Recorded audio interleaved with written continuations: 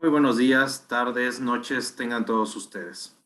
En este espacio de reflexión filosófica, política y restaurativa, en esta ocasión me gustaría proponerles acercarnos a reflexionar un poco sobre la posibilidad de la construcción de narrativas alternativas sobre la historia. Para ello, me gustaría acercarme a lo que es la propuesta de investigación histórica de Roger Bregman. Para comenzar, me gustaría que partiéramos de preguntarnos cuál ha sido la narrativa dominante con respecto al estudio de la historia universal. En este sentido, podemos recuperar que el análisis histórico y la reflexión de la filosofía política han mantenido durante muchos siglos que el ser humano es egoísta, insolidario y se inclina predominantemente solo por su propio provecho. La teoría política, el derecho y el mismo psicoanálisis han sentado muchas de sus bases en estas premisas del pensamiento, partiendo de Maquiavelo, Hobbes, Freud, científicos como Dawkins y multitud de historiadores y escritores. Ante esta narrativa dominante y presente en nuestros discursos políticos y científicos, Roger Bregman se pregunta, ¿realmente es así? Y esto nos lleva a la construcción de otras narrativas. Bregman, joven historiador holandés, nos propone una comprensión alternativa de la historia, una deconstrucción de nuestra identidad como sujetos históricos a partir de la revisión de diversos momentos de nuestro pasado que pueden ayudarnos a releerlo desde la cooperación y no desde la competitividad, más en el sentido de la confianza que de la desconfianza. Su propuesta la podemos encontrar en dos de sus obras fundamentales, Utopía para realistas y Dignos de ser humanos. Al leer a Bregman, es inevitable encontrar profundas conexiones desde su análisis histórico con lo que se propone desde otros ámbitos de estudio, como la filosofía para la paz, con Vincent Martínez Guzmán, que decía, los pacifistas somos los realistas.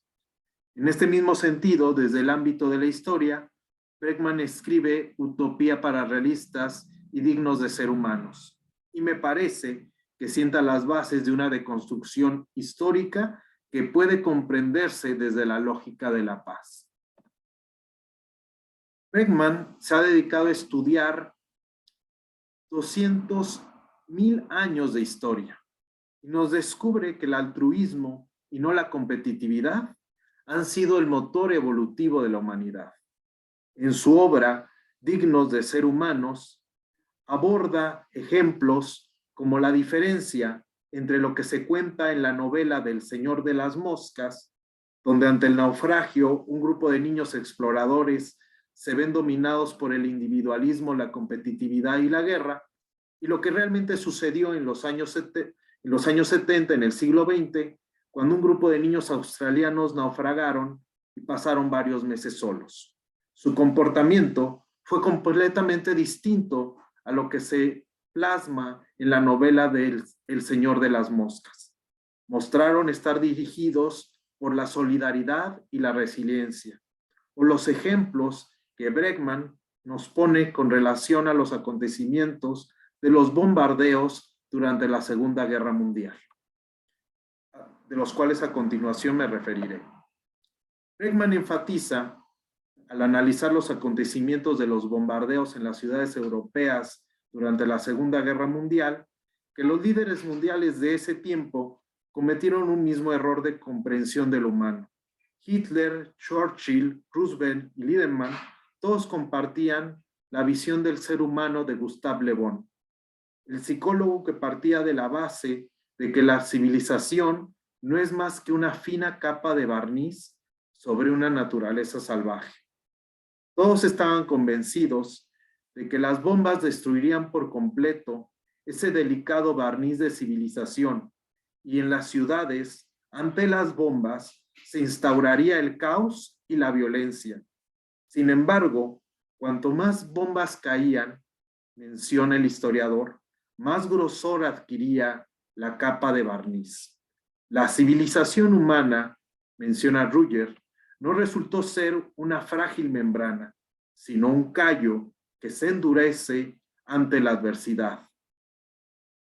Se mostró la resiliencia, la cooperación y la actitud estoica de los ciudadanos ante los bombardeos durante la Segunda Guerra Mundial. Y estos son hechos registrados. Y entonces podemos preguntarnos, ¿a qué narrativa de la historia nos está invitando Bregman? Bregman nos propone releer nuestra historia desde la afirmación de que el ser humano tiene una tendencia al bien.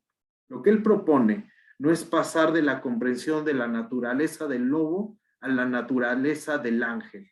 Lo que él propone como historiador es que tenemos una preferencia muy marcada por nuestro lado bueno. Desde niños y en cualquier situación, tanto si estamos con un pequeño grupo de personas en una isla desértica o si estalla una guerra o nuestra ciudad sufre una catástrofe, hay pruebas que nos dicen que emerge lo mejor del ser humano y no lo peor. Que tenemos la posibilidad de comprendernos y releernos con otras posibilidades más esperanzadoras. Y entonces, si lo que plantea Bregman realmente nos hace comprender nuestra historia humana de otra manera, podríamos preguntarnos cuál es el origen de nuestra imagen pesimista de la naturaleza humana. ¿En qué momento de la historia empezamos a ver al ser humano como un ser perverso? ¿Y por qué? Bregman, para responder a esta pregunta, nos invita a reflexionar algunos factores psicológicos y sociales desde los cuales conformamos nuestra comprensión de la realidad y nuestros discursos. La primera es lo que los psicólogos llaman el sesgo de negatividad. El ser humano tiende a ser más sensible a lo negativo que a lo positivo. Durante los cientos de miles de años que vivimos como cazadores-recolectores, menciona el historiador, era preferible temer una araña o una serpiente 100 veces más de lo necesario que confiar un poquito en que fueran inofensivos. En esos momentos, el exceso de miedo no mataba, pero la más mínima imprudencia podía resultar letal. Otro argumento que nos menciona Bregman es el condicionamiento a la heurística de la disponibilidad.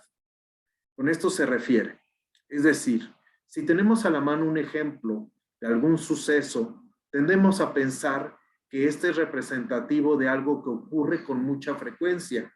Por ello, el hecho de que nos veamos bombardeados continuamente con noticias de violencia, agresión, imposición, determina de forma muy negativa nuestra forma de ver el mundo y tendemos a concebirlo como lo general, como lo predominante, como lo que está en la naturaleza.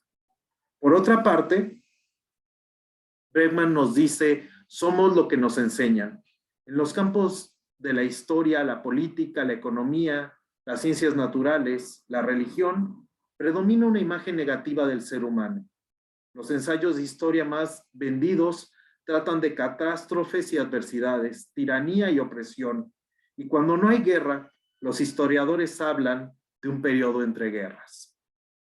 Por otra parte, Bregman nos habla de la lucha contra lo cotidiano y nos dice, el lado malo del ser humano resulta ser excepcional y llamativo, mientras que lo bueno tiende a caer en lo cotidiano, lo corriente y lo aburrido.